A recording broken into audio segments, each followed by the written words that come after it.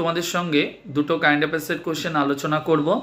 যার first question হলো, সম্প্রতি জেপি মর্গান ব্যাংক এবং ফোর্বস ম্যাগাজিন এরা উভয়ে যৌথভাবে একটি ধনীদের তালিকা প্রকাশিত করেছে বিশ্বের বিভিন্ন ধনী ব্যক্তিদেরকে নিয়ে, যেটা হলো 38তম একটা তালিকা যেটা প্রকাশিত হয়েছে সম্প্রতি।